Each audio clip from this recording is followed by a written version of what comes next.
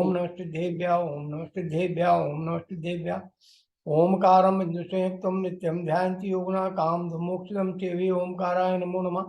अविरल शब्दधनुगा प्रक्षालित सकलभूतन्मणिकरङ्का मुनिदुष्पाष्टि हर्षनोदुताम् अज्ञानतिमिरान्धानां ज्ञानाञ्जनशलाकाय चक्षुरुन्मीलितं येन तस्मै श्रीगुरुवे नमः। श्री परम गुरुवे नमः। परम्पराचार्य गुरुवे नमः। सकलकलविध्वंसकं तेषां परवर्गं धर्मसम्बन्धकं भव्यजीवना प्रबोधकारकं पुण्यं प्रकाशकं पापं प्रणाशनम् इदं शास्त्रं श्री समयसारणां मूलस्थग्रन्थकर्तारः श्री सबकदेव त्वरग्रन्थकर्तारः प्रतिग्रन्थकर्तारः तेषां वचनान्तर आचार कुन्दकुन्दाचार विरचितं श्रोतारः सावधानतया मंगलम भगवान वीरो मंगलम गौतमो गणी मंगलम कुंदकुंदारो जैन धर्मोत्तमंगलम सर्वमंगल मांगल्यम सर्वकल्याणकारकम प्रधानम सर्वधर्माणम जैनम देशासनम जैनम देशासनम जैनम देशासनम वंदित्य सभ्य सिद्धे ध्रुवमचलमणो वयम गयम पत्ते बोछामि समय पाहो केवली सुख केवली प्रमात नहीं अप्रमात नहीं जो एक जायक भाव है रीत शोध काय वो तो शोध वो तो होई। साध्वी गाथा के विषय में साधर्मी भाइयों को शंका होने पर उनकी शंका निवारण हेतु यहाँ साध्वी गाथा का विषय लिया जाता है। मैं प्रमत्त नहीं अप्रमत्त नहीं जो एक गायक भाव है, जो आत्मा का त्रैकालिक ध्रुव स्वभाव है, उसमें प्रमत्त दशा और अप्रमत्त दशा दोनों ही विराजमान नहीं है। कैसे कि जैसे दर्पण में आने वाले चित्र विचित्र में परिणति की विभिन्न व्यक्ति लोग उसमें से निकलते हुए आवागमन करते हुए दिखाई देने पर भी दर्पण उनरूप आचरण करता है, उनसे प्रभावित होता हुआ दिखाई देता है उस दशा में। और जब उस दर्पण के सामने से कोई नहीं गुजरे तो उस दशा में कि जब वो दर्पण में शुद्धता रूप दर्पण में कुछ दिखाई नहीं देता और जब चित्र विचित्र उसमें से गुजरते हुए दिखते हैं, उन दोनों दशाओं से भिन्न दर्पण की शुद्धता, निर्मलता और स्वच्छता दर्पण में जैसे सदाकाल विराजमान है, ऐसे ही त्रिकाली ध्रुव भगवान आत्मा में रागादि विकारी भाव से रहित की अवस्था और रागादि विकारी भावों से रहित की अवस्था, इन दोनों अवस्थाओं से भिन्न त्रैकालिक शुद्ध स्वभाव आत्मा का सदाकाल स्थिर है, जो उसका स्वाभाविक भाव है, स्वसंपदा है, स्वनिधि है, स्व का खजाना है, जिससे उसमें ऐसी योग्यता है कि जिसमें आने वाले प्रत्येक राग आदि विकारी भाव और अविकारी पर्याय और तो और एक समय में निरंतर व्यक्त होने वाली प्रति समय के अनुरूप सभी पर्यायों की योग्यता है कि वो उसमें सहज झलकती है, पर उन सबसे वो अलिप्त है, प्रमत्त हाँ है, प्रमत्त नहीं है, ना प्रमत्त है ना अप्रमत्त है, जो एक गायक, जो गायक रूप है, एकमात्र गायक गायक गायक जाननहारा है, वो जाननहारा है।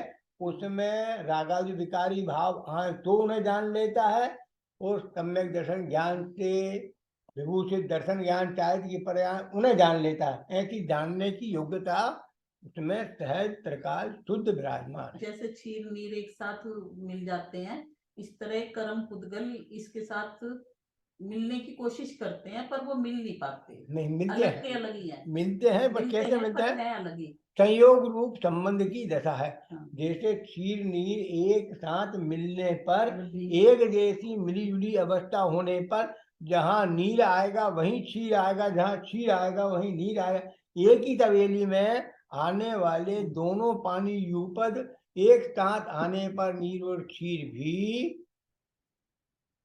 एक जानवर होता है, पक्षी होता है, इसको क्या कहते हैं, चोंच भर डालता है और उसकी चोंच से नीलोच्छी जुदा हो जाता है। उसमें खटास होती है, उसमें तो चकुआ पत्ती, हाँ नहीं चकुआ और नहीं, कुछ है निर्ध्यान, मुझे याद नहीं आया समय। हाँ, वो उसमें डालता है और वो और एकदम वो दोनों, दूध अलग हो जाता है। हाँ दूध और पानी अलग अलग हो जाता है। बस जैसे उदाहरण के लिए कीचड़ का जैसे अभी हाल आया था कि 11वें इसी में 11वीं गाथा में कीचड़ में बना हुआ पानी, कि कीचड़ से मिश्रित पानी, कीचड़ से आरोहित पानी में कीचड़ भी है पानी भी है, पर उसका निर्मल स्वभाव जो जानते हैं कि पानी का स्वभाव तो निर्मल है, शीतल है, गंध रहित है, वो उसको प्राप्त कर लेते हैं कटक फल डाल के, स्वयं के पुरुषार्थ से उसमें कटक फल डाल के वो उसको निर्मल स्वभाव को प्राप्त कर अपना शुद्ध निर्मल स्वभाव उसमें प्राप्त कर लेते हैं। तो यहाँ भी 7वें गाथा में ये हो गया। अब आगे कौन सी गाथा पे आप? अशुद्धता आपकी तो है पर वो उसमें मिलती नहीं है, हाँ आत्मा में लगती नहीं है। कौन से? अशुद्धता भी नहीं लगती, जो आती है वो आत्मा में लगती नहीं है। हाँ पर के संयोग में होने वाली अशुद्धता और पर की अशुद्धता से जाने वाली शुद्धता, वो चूंकि पर्याय की पर्याय रूप परिणमन है, और द्रव्य तो अनंत गुणों का पिंड है, उसमें तो ऐसा गुण पड़ा है कि वो अशुद्ध कभी होएगा ही नहीं। वो तो त्रिकाल शुद्ध रहने वाला, वो पर्याय आए तो आए, अविकारी पर्याय आए तो आए, विकारी पर्याय आए तो आए। जैसे रोड पे हवा चलती है तो हवा में धूल के कण भी आते हैं और हवा के कण भी आते, किसी समय धूल रंच मात्र नहीं हो तो बिना धूल के हवा बह जाती है, और जब धूल होती है तो धूल सहित वो हवा बह जाती है। पर दोनों ही अवस्थाओं में रोड तो त्रिकाल अपना मार्ग प्रशस्त किए हुए रहता है, उसे तो मार्ग देने में कोई दिक्कत नहीं। गाड़ियां आती हैं, पीले रंग की गाड़ी, लाल रंग की गाड़ी, काले रंग की, सब गाड़ियां आती हैं और जाती हैं, पर कोई भी गाड़ी के आने जाने को रोड रोकता नहीं। वो तो शुद्ध पे शुद्ध है। बस ऐसा ही वो भी स्वभाव मेरा है, त्रिकाल शुद्ध शुद्ध शुद्ध, उसमें अनेक पर्याय आती हैं और चली जाती। अब ये है 7वां, हिंदी का ले लेते। हाँ हिंदी का लोग ज्ञान चारित जीव के हैं ये कहा व्यवहार से, ना ज्ञान दर्शन चरण ज्ञायक शुद्ध है परमार्थ से। ज्ञान दर्शन चारित ये 3 भाव व्यवहार से कहे गए हैं। निश्चय से ज्ञान भी नहीं है, दर्शन भी नहीं है और चारित्र भी नहीं है, ज्ञानी तो एक शुद्ध गायक ही है। हाँ तो वो गायक की जो गायक और गे गायक संबंध भी, गे गायक पना, गायक में गे के जनाने की योग्यता होने से उसे गायक कहते हैं। वो ज्ञान में ऐसी जानने की योग्यता है इसलिए गायक है, गे में जनाने की योग्यता है, ज्ञान में जानने की योग्यता है। जैसे चश्मे के अलग अलग पावर दिए, 1 नंबर 2 नंबर 3 नंबर 4 नंबर, तो जिनकी दृष्टि में जिस प्रकार की कमजोरी होती है उस प्रकार की कमजोरी के निवारण के लिए उन प्रकार के चश्मे हैं, पर वास्तव में तो चश्मे से नहीं देखा जाता, आंख से नहीं देखा जाता, देखा तो ज्ञान से जाता है। चश्मा और ज्ञान तो आंख तो निमित्त रूप है।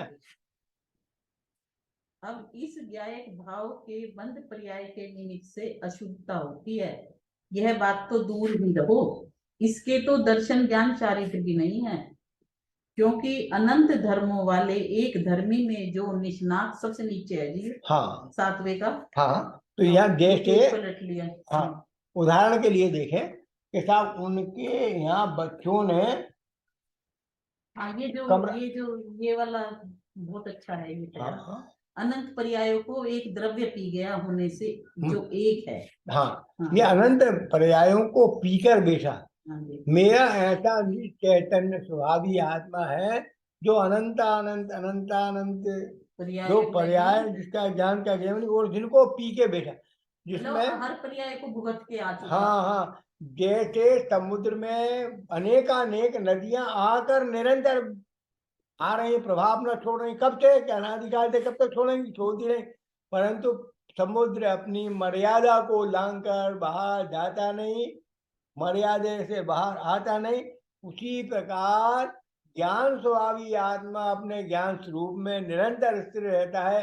अनेकानेक राग द्वेष आदि विकारी या दर्शन ज्ञान चारित्र आदि गुणों की स्वाभाविक पर्याय उसमें आकर अपना आरोह और अवरोहण करती हुई निकल जाती हैं। ये भी आ जाएगा कि हमने ऐसे धारण कर लिए, बिल्कुल आएगा। कब कब क्या अनादिकाल से लेके आज तक से क्या क्या बने हैं, अनंत अनंत द्रव्य, अनंत अनंत गुण, अनंत अनंत पर्याय रूप।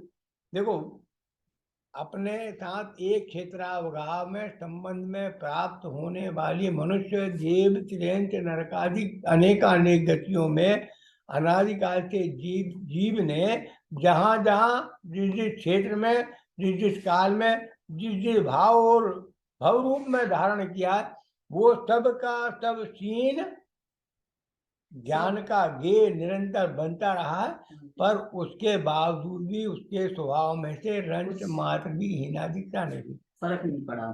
ऐसा मेरा त्रिकाल स्वरूप है कि यहाँ हम बैटरी लगाते हैं, पावर लगाते हैं, जहाँ बैटरी से कुछ चीज निकलती है तो बैटरी फिर रिचार्ज करना पड़ती है, बार बार चार्ज करना पड़ती है। पर यहाँ क्या, यहाँ तो कोई जरूरत, यहाँ कोई चार्ज ही नहीं, यहाँ तो ऑटो चार्जिंग है, ऑटोमेटिक है कि वो तो उसका काम सहज रूप से चल रहा है। इस प्रकार पर से भिन्न, प्रमत अपरमत पर्यायों से भिन्न एवं गुण भेद से भी भिन्न ज्ञायक भाव अनुभूति में आता हुआ शुद्ध कहलाता है। हाँ, तो ज्ञायक भाव है, वो ज्ञायक है। मैंने आपको जब प्रवचन चल रहा था उस समय बताया था, जहाँ ज्ञान ज्ञायक कभी को न विकल्प कछु भेदन, जहाँ ज्ञान ज्ञाता ज्ञेय को न विकल्प, उन विकल्पों से भी पार, और मैं ज्ञायक हूँ ये विकल्प भी स्वानुभूति में बालक के पर तत्वों के विकल्प से भी दूर, और स्वभाव के स्वजन्य परिणमन की प्रवृत्ति से भी दूर, के दोनों ही प्रकार के परिणमन की प्रवृत्ति जिसमें प्रवेश नहीं करती, दोनों ही प्रकार की परिणमन की परिणमती हुई प्रकृति जिसके मात्र ज्ञान का ज्ञेय बनती है, ऐसा ज्ञेय स्वभावी मैं आत्मा हूँ कि जिसमें प्रमत अप्रमत्तता भी नहीं आती, जिसमें दर्शन ज्ञान चारित्र के भेद रूप अवस्था भी नहीं आती। जीव के अनंत गुण हैं, एक साथ परिणमन करते हैं, उनका ज्ञान भी ज्ञाता में होता है, पर वो विकल्प और उनसे भी भिन्न जीव का अखंड स्वभाव उसके ज्ञान में आता है। जैसे हमारे दर्पण में हमारा पूरा सीन आता है, तो उसे ही परम पारमाणिक भाव कहा है। हाँ, वही परम पारमाणिक भाव है जो सदा काल जीव के स्वभाव में विराजमान है, जिसमें रंच मात्र भी अनादिकाल से लेकर अनंत काल तक अशुद्धि आई नहीं, आएगी नहीं और आ सकती ही नहीं। ऐसा मेरा परम शुद्ध व्यवहार स्वभाव। इसे ही यहाँ शुद्ध ज्ञायक भाव शब्द से अभिहित कहा। हाँ, तो शुद्ध ज्ञायक भाव से अभिहित किया, मैंने शुद्ध ज्ञायक भाव से बताया है, दर्शाया है, उपदेश दिया है, कथन किया, अभिहित किया, मैंने बताया। अब ये आठवां है, जिस प्रकार वाहक, पाचक और प्रकाशक इन गुणों के कारण अग्नि को दाहक, पाचक और प्रकाशक कहा जाता है, पर मूलतः अग्नि तीन प्रकार की नहीं है, वह तो एक प्रकार की ही है, एक ही है। उसी प्रकार ज्ञान दर्शन और चारित्र गुणों के कारण आत्मा को भी ज्ञान दर्शन चारित्र कहा जाए, पर इस कारण आत्मा तीन प्रकार का तो नहीं हो जाता, आत्मा तो एक प्रकार का ही रहता है, एक ही रहता है। बराबर, जैसे ज्ञान में दर्शन के आधार से दर्शन स्वभावी आत्मा, ज्ञान स्वभावी आत्मा, चारित्र स्वभावी आत्मा, ये कहने पर या रागी आत्मा या अविरागी आत्मा या द्वेषी आत्मा, इस सबके कहने पर भी वो उन सबसे अलिप्त रहता है कि वो रूप नहीं होगा, उन रूप नहीं हो, दर्शन रूप हो जाए या ज्ञान रूपी हो जाए या फिर चारित्र रूपी हो जाए, वो तो सबसे उन सबसे विरहित अपने आत्म स्वरूप ज्ञायक रूप ही सदा काल विराजमान रहता है। और वह तो के मार्ग में मूल आधार वही ज्ञायक भाव रूप भगवान आत्मा है। बराबर, जो सदा काल स्थायी रूप से मेरे चित्त स्वभाव में विराजमान है, वही आत्मा मुक्ति के मार्ग में साधक है। और वह भगवान आत्मा अन्य कोई नहीं, स्वयं मैं ही हूँ। ऐसी दृढ़ आस्था, स्वानुभव पूर्वक दृढ़ प्रतीति, तीव्र रुचि ही वास्तविक धर्म है, सच्चा मुक्ति का मार्ग है। इस ज्ञायक भाव में अपनापन स्थापित करना ही आत्मार्थी मुमुक्षु भाइयों का एक कर्तव्य है कि भैया उसमें दृढ़ रुचि, अपने आप में रम जाना, जम जाना और लीन हो जाना, और निरंतर स्वस्वरूप संवेदन ज्ञान का तो हमें ये गायक संबंध होते हुए मात्र गेय का गायक नहीं बने, गायक का गायक बना रहे तो त्रिकाली अनंत सुख का भोगता है। और यही परम कर्तव्य है कि मुमुक्षुओं को, मोक्षार्थियों को आत्म शांति के प्राप्त करने के लिए उसे इसी तरह का प्रथ अपनाना चाहिए। और बस ये होना चाहिए कि मैं तो शुद्ध आत्मा हूं बराबर, क्योंकि गे गायक का भी विकल्प रहा। गायक भाव दर्पण के समान है, तो उसमें तो आएंगे गे तो आने तो आ रहे हैं, जा रहे हैं, आने हैं, जा रहे हैं। गे आने पर भी उसकी दर्पण की निर्मलता में कुछ भी कमी नहीं आती। तो उसे देखो, बस वो हमेशा निर्मल रहता है कि चाहे कितने आए कितने जाए, रागादि विकारी भाव आए या अधिकारी विकारी भाव, कोई भी ये देखे तो सही। अरे वो तो आना ही है, वो तो हमेशा आना, संसार में नहीं मोक्ष में भी आएंगे। क्यों आएंगे? क्यों स्वभाव थोड़ी चला जाएगा, मोक्ष में भी आएंगे। क्यों आएंगे? कि विकल्प नहीं आएंगे पर ये तो आएंगे, सिद्ध भगवान की पर्याय में भी ये तो आएंगे। लगते ही नहीं है। अरे देखो भाई, भगवान जो केवली भगवान पूरे लोकालोक को देखते हैं कि स्वभाव को देखते हैं, कि लोकालोक तो उनके निर्मल परिणति में सहज झलकता है। तो लोकालोक को देखने की उन्हें फुर्सत कहाँ है? उन्हें लोकालोक को देखने की ना तो इच्छा है, न उसे देखने की फुर्सत है। वो तो निरंतर अपने ज्ञानानंद स्वभाव में सदा काल विराजमान रहते हैं। लोकालोक तो उसमें दिखाई देता है, ऐसी संभावना। तो अब ये भगवान आत्मा ने कोई नहीं, स्वयं मैं ही हूँ, ये तो पढ़ लिया था। अब चारों ही प्रकार के व्यवहार ने हैं। चारों प्रकार के व्यवहार के चार भेद बताए हैं।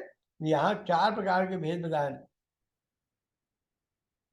परम शुद्ध, विषय भूत, व्यवहारातीत, सद्भूत व्यवहार न और असद्भूत व्यवहार न। सद्भूत व्यवहार न दो भेद किए, उपचरित सद्भूत व्यवहार न, अनुपचरित सद्भूत व्यवहार न, दो भेद किए। असद्भूत व्यवहार न, उपचरित असद्भूत व्यवहार न और अनुपचरित असद्भूत व्यवहार न। सद्भूत व्यवहार न के दो भेद, असद्भूत व्यवहार न के दो भेद, ये चार भेद हो गए। एक के दो, असद्भूत के दो, सद्भूत के दो।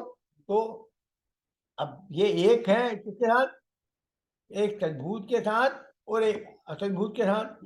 एक सद्भूत व्यवहार न, सद्भूत उपचरित, एक सद्भूत अनुपचरित, एक असद्भूत उपचरित, एक असद्भूत अनुपचरित। इस प्रकार के चारों ही व्यवहार न, एक में चारों ही प्रकार के व्यवहार न हैं, निषेध करने योग्य हैं। तो फिर एक निश्चय का ही कथन करना चाहिए था, व्यवहार का कथन ही क्यों किया? अब ये प्रश्न है इनका। यहाँ आठवीं गाथा को पूर्ण करते हुए कहते हैं कि चारों प्रकार के नए जब ये हैं तो इनका कथन ही दिनागम में क्यों किया? हमें चारों प्रकार के भेदों को बता के बुझाया क्यों हमें? जब आपको प्रमत्त भगवत सब कुछ नहीं कहना था तो कहे क्यों आपने हमें क्या बुझाया? जिस प्रकार अनार्य भाषा के बिना अनार्य जन को समझाना संभव नहीं है, उसी प्रकार व्यवहार के बिना परमार्थ का कथन अशक्य है। हाँ, तो 7वीं गाथा समाप्त करके 8वीं गाथा में जब आने के लिए है, आचार्य ने अपने शिष्य के माध्यम से कथन करवाया कि यह जिस प्रकार चारों ही हवे करी एक प्रश्न उठे थे कि जो एम थे कि एम परमार्थ नो उपदेश करवो माँ हवे थे व्यवहार ता माठे कहे कि यदि आपको परमार्थ का ही उपदेश कहना था तो आपने व्यवहार का चक्कर डाले क्यों हमें? हम तो बेसिक परेशान थे और आपके चक्कर में आ गए। या व्यवहारों का चक्कर क्यों हमारे सिर पे डाला?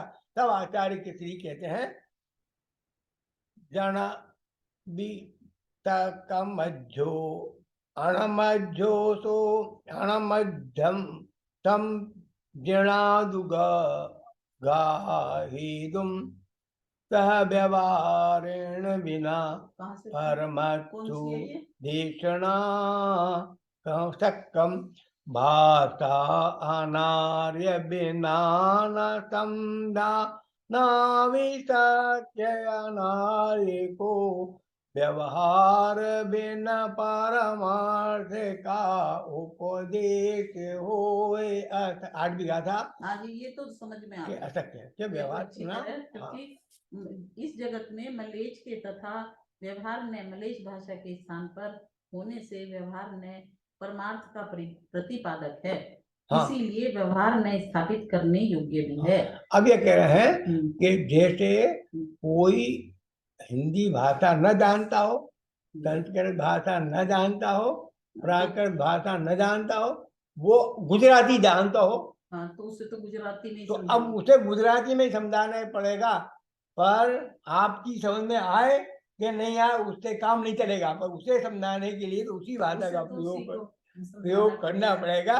बस उसी प्रकार मोहन वाला आंटी जी का आपकी समझ में नहीं आए तो नहीं आए हिंदी, आपकी नहीं आए गुजराती नहीं आए, पर यदि बहन को समझाना पड़ा तो वह गुजराती बोलना पड़ी तो हम गुजराती बोले। हमारे तो ज्ञान में है नहीं। चलिए अब यहाँ कहते हैं गुरु के मुख से आत्मा शब्द सुनने वाले शिष्य को सैनी पंचेंद्रिय होने से क्षयोपशम लब्धि हो तो है ही। हाँ। परंतु कुछ भी समझ में आने पर क्रोधित नहीं होना, अरुचि प्रदर्शित नहीं करना, तक लाकर देखते ही रहना विशुद्धि लब्धि को सूचित करता है। क्या कह रहा है इसमें कि गुरु के मुख से शब्द निकला आत्मा, स्वास्थी आत्मा कि तेरा सदा काल तेरा अविनाशी कल्याण हो। हाँ। तेरा ऐसा शब्द निकला तो उस बात को कि वो उस बात का अर्थ को नहीं समझ पा रहा है। हाँ। गुरु के भाव को नहीं समझ पा रहा, पर वो कह रहा है गुरु के इशारे को समझ रहा है, क्या उसको समझ रहा है कि वो आशीर्वाद देते हुए शब्द कह रहा है कि स्वस्ति तेरा अविनाशी कल्याण हो, इस बात को कह रहे हैं। उनके चेहरे की प्रसन्नता, मुद्रा की परिणति और शरीर की परिणति जो आशीर्वाद देने वाली है, जिसे वो समझता है, जिसे वो भाषा के अनभिज्ञ के व्यक्ति भी समझता है। और क्या कह दिया, कषाय की मंदता के बिना ऐसी प्रवृत्ति संभव नहीं है। हाँ, जैसे हम अपने 2 महीने के बच्चे को प्यार करें, पुचकारें, मुस्कुराएं तो बच्चा भी उसका जवाब प्रसन्नता से हाथ पे हिला के देता है, और हम उसे डांटे चिल्लाएं तो वो रोने लगता है। वो 2 महीने का बच्चा, 6 महीने का, साल भर का बच्चा आगे वो तो समझता है कि क्यों कि उसमें भी ज्ञान है कि उतना छोटे बालक भी अपनी अवस्था के सामने वाली की तात्पर्य यह है कि भले ही कोई जीव आत्मा के बारे में कुछ भी न जानता हो, पर उसमें पात्रता हो, अपने आत्मा को समझने योग्य बुद्धि का विकास हो। बच्चे को यूं तो पता है कि यह तेरे लिए अच्छी बात कह रहे हैं या गुस्से में कह रहे हैं। हाँ, वह बच्चा ये समझ जाता है गुस्सा है कि प्रेम से। यही समझदारी है कि तेरे भलाई की कर रहे हैं ये बात। हाँ, गुरु तुझे समझाने के लिए कह रहे हैं, तेरी समझ में आ नहीं रहा, पर वो ये तो इशारे तो समझ गया वो। हम इशारे समझ गए। जैसे वो बच्चा भी आपकी भाषा नहीं समझे, पर आपका इशारा बोलने का और आपके प्रेम के हाव भाव को वो जानता है, और उससे वो प्रसन्नता जाहिर करता है, मुस्कुराता है, हंसता है। तो उसकी इतनी तो बुद्धि का विकास हो, कषाय मंद हो, आत्मा की तीव्र रुचि हो, आत्मज्ञानी गुरु के प्रति बहुमान का भाव हो, आस्था हो, यथा योग्य विनय हो, उनसे आत्मा का स्वरूप समझने की। ये तो मैंने पढ़ा था उस दिन। हाँ। ये तो बिल्कुल अच्छी तरह समझ में आ गया था। अब वो उसकी वजह से प्रमत की वजह से आ गया, ये तो बिल्कुल सही है। फिर भी लास्ट का कर लेते हैं। अतः हम सभी का परम कर्तव्य है कि निज भगवान आत्मा की बात रुचि पूर्वक सुने, गहराई से समझे, उस पर गंभीरता से विचार करें। देखो, रुचि पूर्वक सुने, गहराई से समझें और गंभीरता पूर्वक विचार करें, ये 3 विशेषताएं दी। और भगवान आत्मा की प्राप्ति के लिए उग्र पुरुषार्थ करें। और भगवान आत्मा की प्राप्ति के लिए उग्र पुरुषार्थ करें, तीव्र पुरुषार्थ करें, ताकि हमें मानव जीवन की सफलता आत्म अनुभव करने में बराबर आत्मा का अनुभव करने में मानव की 10वीं गाथाएं लिखी गई हैं। श्रुत ज्ञान से जो जानते हैं शुद्ध केवल आत्मा, श्रुत केवली उनको कहें ऋषिगण प्रकाशक लोक के, जो सर्व श्रुत को जानते उनको कहें श्रुत केवली, सब ज्ञान ही है आत्मा बस इसलिए श्रुत केवली। यही आज का विषय था। 9वीं 10वीं गया था और 11वीं गया था आज के लिए। आज का था। हाँ, तो कल भी इस विषय कल भी बोला था। कल 9वीं गाथा का स्पष्टीकरण कल हो गया था। आज 10वीं 11वीं गाथा ली है। तो और ये दोनों मिले हुए हैं।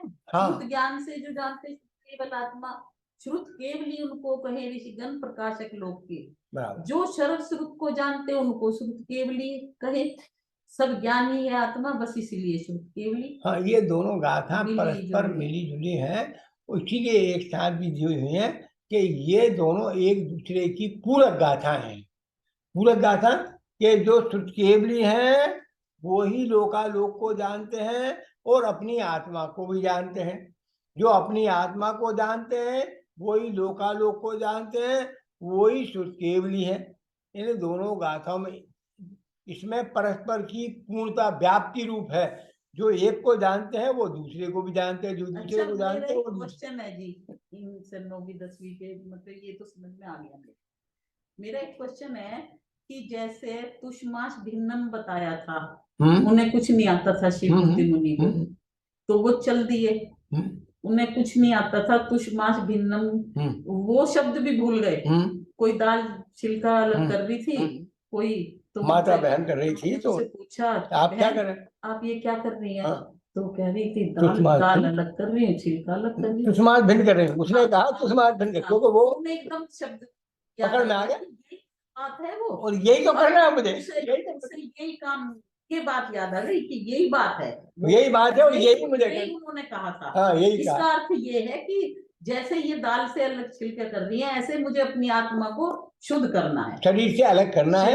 बस ये ज्ञान का गेय बन गया, वेद ज्ञान कर लिया। अच्छा, मुझे इसके ऊपर अब एक सवाल पूछना है। मैंने ये सुना था जिस टाइम सम्यक दृष्टि हो जाते हैं, या 10वें 11वें भिन्न स्थान में तो आते ही नहीं है, 12वें में नहीं आते, 12वें में नहीं आते, 11वें में नहीं आते। कौन नहीं आते? नहीं आते, जो ऊपर से जिन्हें ऊपर जाना, तो 9 10 12, 9 10 के बाद 12 में पहुंच जाएंगे। हाँ, या 9 10 11 आएगा तो नियम से नीचे जाएगा। अच्छा, और 12 आएगा तो नियम से ऊपर जाएगा। जो मेरा क्वेश्चन है वो ये है कि जब वो सम्यक दृष्टि हो गई और ऊपर चढ़ने हैं, तो उन्हें शास्त्रों का अध्ययन, मैंने ये एक बार ध्यान में लिया था कि शास्त्रों का अध्ययन भी नहीं करना पड़ता, उनके ज्ञान में सब कुछ अपने आप ही आ जाता है। ये कहाँ तक सत्य है? ये पूर्णता सत्य है।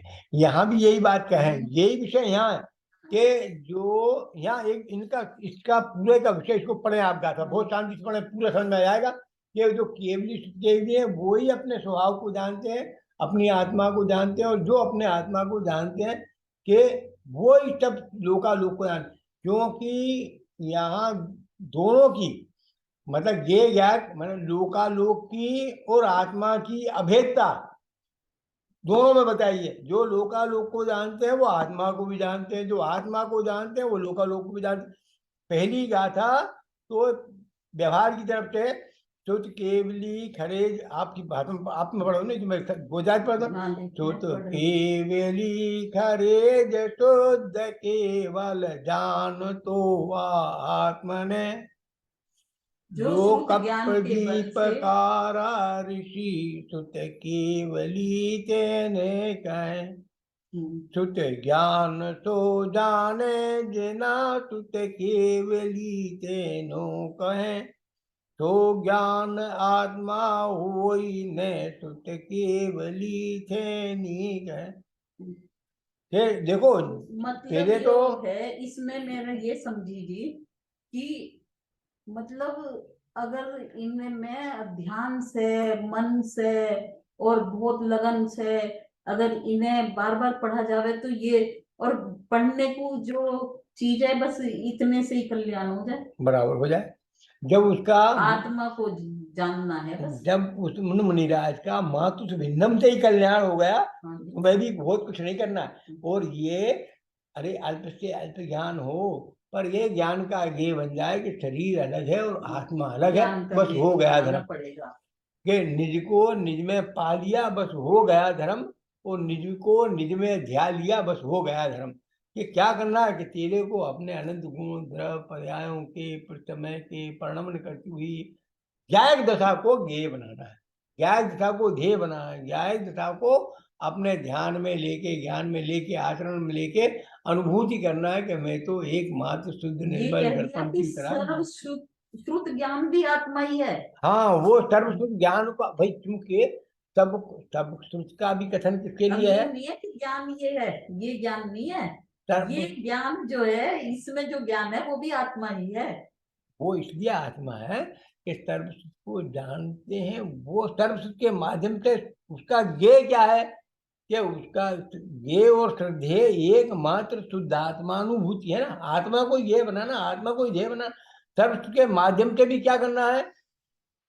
शुद्धि खरे जे शुद्ध केवल ज्ञान तो आत्म के श्रुत थी मने सर्वशुद्ध ज्ञान से खरे मने खरे खरे खरे खरे खरे जो शुद्ध केवल आत्मा को जानते हैं उन्हें शुद्ध केवली कहते हैं। मतलब जिनका विषय दोनों का एक है, सर्वशुद्ध के माध्यम से जाने या अपनी आत्मा के स्वरूप से जाने, और जानना का विषय क्या है? शुद्ध केवली का या आत्मज्ञानी का, एक केवली का एकमात्र विषय है आत्मज्ञानी का कि वो ज्ञान अच्छा, ये बात आई इसमें, श्रुत ज्ञान से केवल शुद्ध आत्मा को जानते हैं, वे श्रुत केवली हैं। इस परमार्थ का प्रतिपादन अशक्य होने से जो सर्वश्रुत को जानते हैं वे श्रुत केवली हैं। परमार्थ का प्रतिपादन अशक्य अशक्य मत अशक्य इसलिए अशक्य है, इसलिए जी अशक्य इसलिए, हाँ किस लिए जी? तो इसलिए जी कि उसका विषय क्या है? जो शुद्ध केवल ज्ञान का विषय क्या है? उसका विषय तो लोकालोक है, और लोकालोक में क्यों द्रव्यों का स्वरूप बताकर जीव द्रव्य के स्वरूप का विशेष विवेचन करते हुए जीव की सत्ता को अखंड अपरमित ज्ञाता दृष्टा रूप रहने के विधान को बताकर जो उसको माने जो शिष्य को स्वभाव में रंजायमान करके उसी में लवलीन करके अनंत सुख का स्वसंवेदन कराकर आत्मानुभूति करा देते हैं, वो अखंड आनंद की प्राप्ति करा देते हैं। यही मात्र एक ध्येय श्रद्धेय शुद्ध केवली के द्वारा जो ज्ञान में आया है या उसका विषय भूत आत्मा है, इस आत्मा को जानते हैं। कैसे? उदाहरण देखिए, जो आप आज सुबह आप नहीं आए थे, तो आज सुबह की बात है कि हमने कहा था एक व्यक्ति चश्मे के द्वारा शास्त्र का वाचन करता है, पढ़ता वही है जो शास्त्र में लिखा है, और एक व्यक्ति बिना चश्मे के वही पढ़ता। उन दोनों के पढ़ने में क्या अंतर है? क्योंकि पढ़ना चश्मे से थोड़ी है, अंदर के ज्ञान से है ना, तो आंखों से। हाँ, तो यहाँ कह रहे हैं कि ना तो आंख वाला आंख से पढ़ रहा है, ना चश्मे वाला चश्मे से पढ़ रहा है, ज्ञान से ज्ञान का ये बन रहा है और ज्ञान में वो बात आ रही है। तो हम विवेचन करें, ज्ञान में ज्ञान से ज्ञान को जानना है, बराबर ज्ञान में ज्ञान से ज्ञान को, बस यही हो गया, काम हो गया, आपको चल रहा है। तो ये यही स्वातंत्र किसे कहते हैं? आत्मा का आत्मा के लिए आत्मा द्वारा, और करण भी नहीं, करण भी नहीं, मैं अपना अपना मैं स्वयं, हाँ क्यों कारक मेरे में घटित होते हैं। आत्मा का आत्मा के लिए आत्मा द्वारा चलाए जाने वाले शासन को स्वातंत्र कहते हैं। जैसे ज्ञान का ज्ञान के लिए ज्ञान द्वारा चलाए जाने वाले शासन को आत्मतंत्र कहते हैं। ये बात, जो व्यक्ति जिस आत्मा को जानने के कारण निश्चय सुख केवली है, वही व्यक्ति उसी समय द्वादशांग रूप श्रुत का विशेषज्ञ होने के कारण व्यवहार श्रुत केवली भी है। इसी प्रकार जो व्यक्ति जिस समय, हाँ, उसी प्रकार उसी समय, हाँ, के जिस समय, और जो व्यक्ति में भी अंतर नहीं करना, समय में भी अंतर नहीं करना, और उसको स्वभाव में जानने में भी अंतर नहीं करना कि जानना। हाँ, अब जो व्यक्ति जिस समय शुद्ध ज्ञान को जानता है वो व्यक्ति उसी समय अपनी आत्मा को भी जानता है। तो दोनों का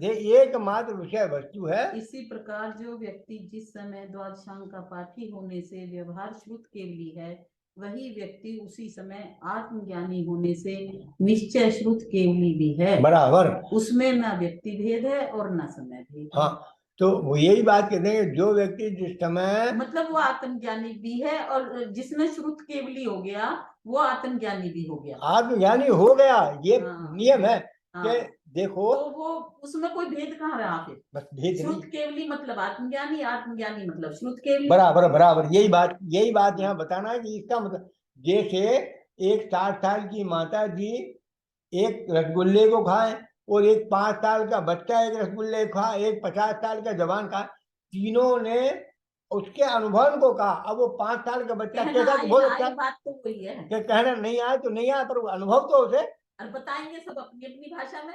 बराबर, क्योंकि एक को तो बोलना नहीं आ रहा और एक बोल रहा है तो अपनी भाषा में बोल रहा है, दूसरा बोलेगा तो अपनी भाषा, बस स्वादन करके बस अनुभव बता रहा है। हाँ, इशारों से। तो बस ऐसा बात तो वही है, बात तो वही है। तो इसीलिए कहते हैं कि सबका एक ही अभिप्राय जो है कि अनुभव में सबके एक जैसा आया है, पर कथन अलग अलग वक्ताओं द्वारा होता है। केवली कहलाने के लिए यह अत्यंत आवश्यक है कि वे आत्मज्ञानी होने के साथ साथ द्वादशांग श्रुत के पाठी भी हों। यही कारण है कि पंचम काल में अंतिम श्रुत केवली भद्र भाव के बाद अनेक स्वसंवेदी भावलिंगी संत हो गए हैं, पर श्रुत केवली कोई नहीं हुआ। तभी अच्छा, श्रुत केवली तो हुआ नहीं। श्रुत केवली तो जब तक हुए वे 5 के बाद, पर जो आत्मज्ञानी तो हुए, आत्मज्ञानी हुए, पर आत्मज्ञान का भी पूर्ण रूप दशा प्राप्त नहीं हुई। तो जो द्वादशांग का ज्ञान हुई, पूर्ण दशा होगी तो फिर मोक्ष हो जाएगा, बस तभी शुद्ध केवली होंगे। तो शुद्ध केवली और केवली में कितना अंतर है कि केवली भी लोकालोक के स्वरूप को जानते हुए अपनी आत्मा को स्वरूप को जानते हैं, और शुद्ध केवली भी शुद्ध के माध्यम से लोकालोक प्रमाण वस्तु के स्वरूप को जानकर अपनी आत्मा को जानते हैं। बस इतना ही अंतर है प्रत्यक्ष। अब ये प्रश्न आया कि जब व्यवहार ने अच्छा ये तो कर लिया, जब व्यवहार ने परमार्थ प्रतिपादकत्व के कारण अपने को भलीभांति स्थापित कर लिया है, तो फिर उसका अनुसरण क्यों नहीं करना चाहिए? हाँ, ये 11वीं बात है। क्यों छोड़ दिया? हाँ, व्यवहार इसमें पढ़ू जी, शुद्ध में भूतार्थ है, अभूतार्थ है व्यवहार में, भूतार्थ की ही शरण गए यह आत्मा सम्यक लगे। हाँ, तो क्या शुद्ध में भूतार्थ है, शुद्ध में भूतार्थ है, ऐसा कहा गया है। जो जीव भूतार्थ का आश्रय लेता है वह जीव निश्चय से सम्यक दृष्टि होता है। हाँ, व्यवहार में तो पड़ा रहना, व्यवहार को तो बस सीढ़ियां व्यवहार है, ऊपर पहुंचना है तो व्यवहार को तो छोड़ना ही पड़ेगा। बराबर ऊपर पहुंच गए तो हम भूतार्थ का ही तो ग्रहण करना है हमें, अभूतार्थ को छोड़ना पड़ेगा, व्यवहार को छोड़ना पड़ेगा, तभी तो उसमें आएंगे। हाँ जी। अब ये व्यवहार में कभी हो गया मेरा, अच्छा हो गया। अब इसके बाद कौन सा है? आज लिया था ये। हाँ, ये 12वां है नहीं। हाँ, ये 12वां आ गया, 11वां ही होगा आज। ये व्यवहार ने उतार कर तो इसे पढ़ लेते हैं। ये 11वां था इसमें। हाँ, इसको पढ़ लें आप, गाथा पढ़ लें, 12वीं कर लेंगे। आज इसको पढ़ना है, इसको पढ़ लेते हैं। मैंने गाथा यही 10वीं 11वीं चली। चलो थोड़ा सा इसका भी पढ़ लेती हूँ। पढ़ लीजिए।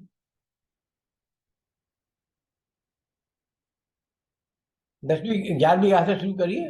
इस 11वीं करूँ शुरू? हाँ, और कौन सी पढ़ रहा है? 11वीं है ये 11वीं तो कर ली ना मैं। अच्छा, 11वीं अभी 11वीं में अभी नहीं, यही पढ़ी ना, यही पढ़ी, 11वीं तो पढ़ी। शुद्ध ने भूतार्थ है, अभूतार्थ है व्यवहार ने, भूतार्थ की ही शरण गए ये आत्मा सम्यक, यही है 11वीं। हाँ, व्यवहार ने भूतार्थ है, शुद्ध ने भूतार्थ है, ऐसा कहा गया है। जो जीव भूतार्थ का आश्रय लेता है वह जीव निश्चय से सम्यक दृष्टि होता है। व्यवहार में ही पड़ा रहेगा तो कैसे होगा? व्यवहार नहीं पड़ा रहेगा तो काम नहीं चलेगा। व्यवहार में अभूतार्थ होने से अभूत अर्थ को प्रकट करता है, असत्य को प्रकट करता है।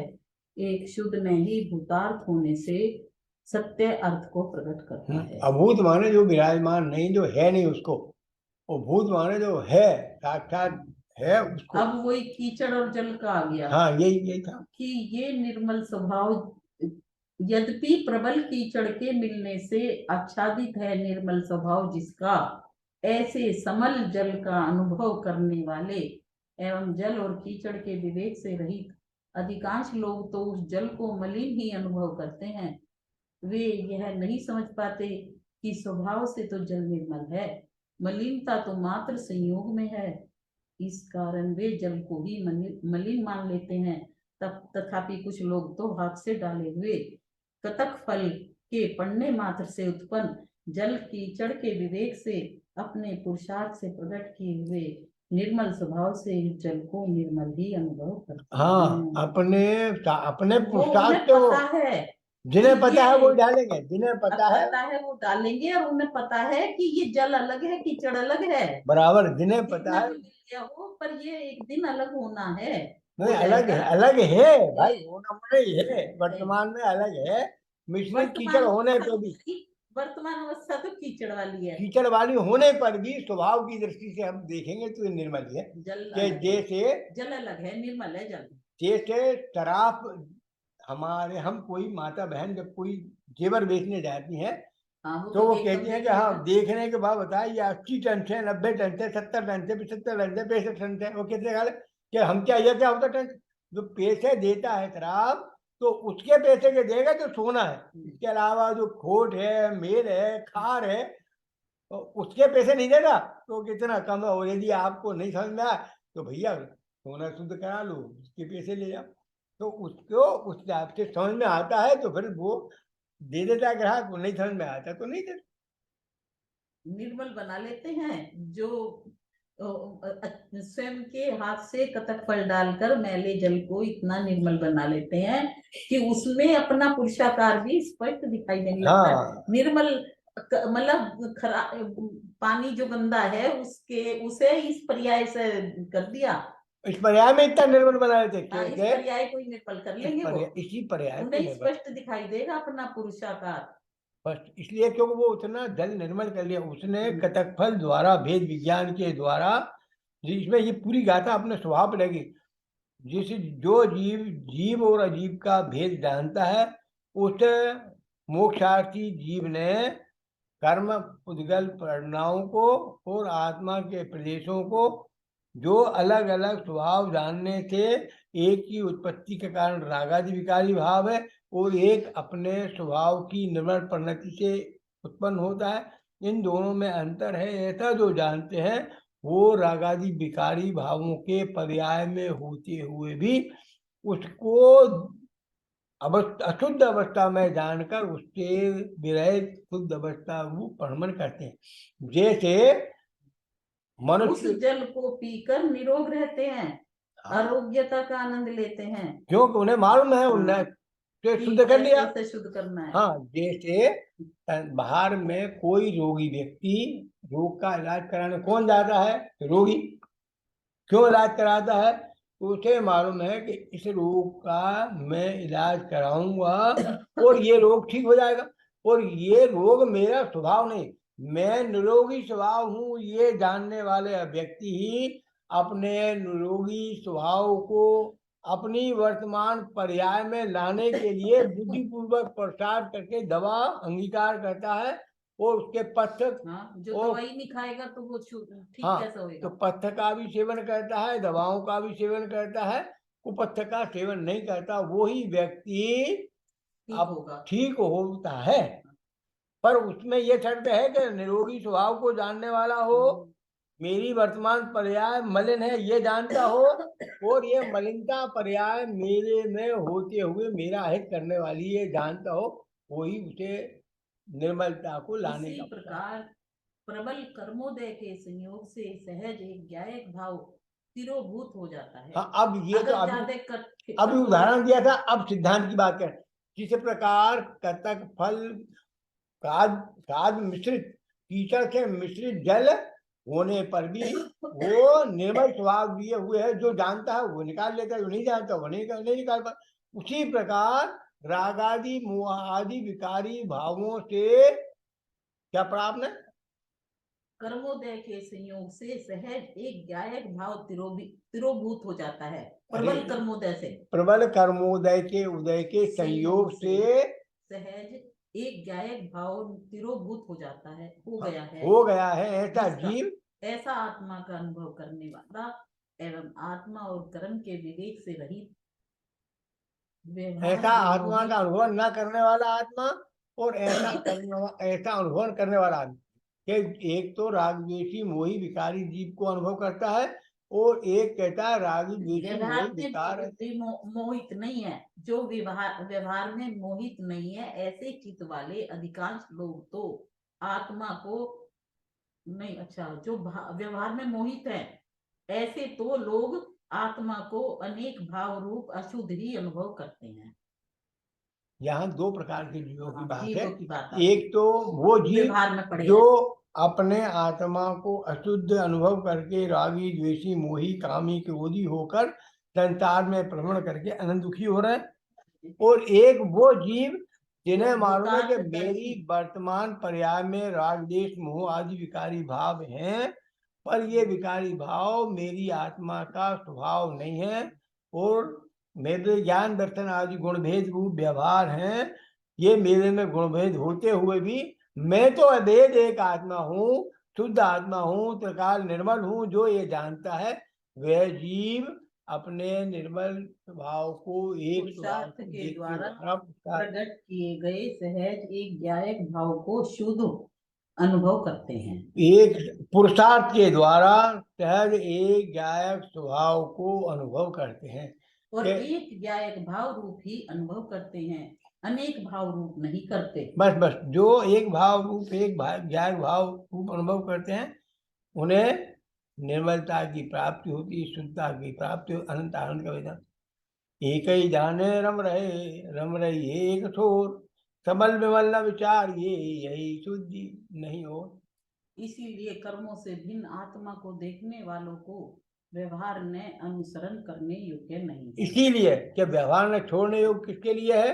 कि जिसे अपने स्वरूप का यथावत ज्ञान हो उसके लिए तो व्यवहार न छोड़ने योग्य है, और जिसे अपने स्वभाव का ज्ञान नहीं हो उसे स्वरूप की प्राप्ति के लिए भेद रूप जो व्याख्या है, भेद रूप बखान है, हमारे कुछ ठाटे साध्य गाथा में बात कही, जो प्रमत्त नहीं, जो अप्रमत्त नहीं, जो एक ज्ञायक भाव उसकी बात, और दो दर्शन ज्ञान चार आदि गुण भेद की बात, पर्याय भेद की बात, जो भी है उन सब से भिन्न जो शुद्ध आत्मा को जानते हैं उन्हें वो शुद्धता प्राप्त होती है।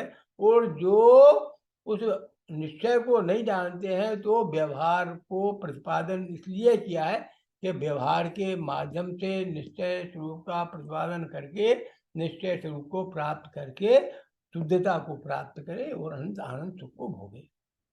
मतलब ये तो एक तरह से हमारे व्यवहार को, तो जैसे इस पर्याय को हमें उपयोग में लाना पड़ेगा। बराबर पर्याय के उपयोग से हमें अपने शुद्ध स्वभाव को प्राप्त करना है। इस प्रकार जिसने अपने शुद्ध स्वभाव को प्राप्त किया, जाना माना और वर्ण किया, वही मोक्ष मार्ग का पथिक होता है, अनंत सुख शांति का विजन करता है। इसीलिए श्री गुरु ने शुद्ध ने के ग्रहण का फल मोक्ष जानकर उसका ही उपदेश। इसीलिए श्री गुरु ने निश्चय नय का फल मोक्ष जानकर उसी को ग्रहण करने का कहा है कि शुद्ध न्याय भूतार्थ है, सत्यार्थ है, इसका आश्रय करने से ही सम्यक दृष्टि होता है। इसके जाने बिना जब तक जीव व्यवहार में मग्न है तब तक आत्मा के ज्ञान श्रद्धान रूप निश्चय सम्यक दर्शन नहीं हो सकता। ऐसा बराबर निश्चय ज्ञान श्रद्धान के बिना आत्मा का श्रद्धान नहीं हो सकता और मोक्ष मार्ग की प्राप्ति नहीं होती। इसी श्री गुरु का उपदेश सुनकर भव्य जी अपना कल्याण का मार्ग करते हैं। हम सबका मार्ग हो ऐसी मंगल भावना सब निज निधि निज में बताई, ये अनंत अनंत उपकार है, इसके लिए जिन वाणी माँ को वंदना वंदना।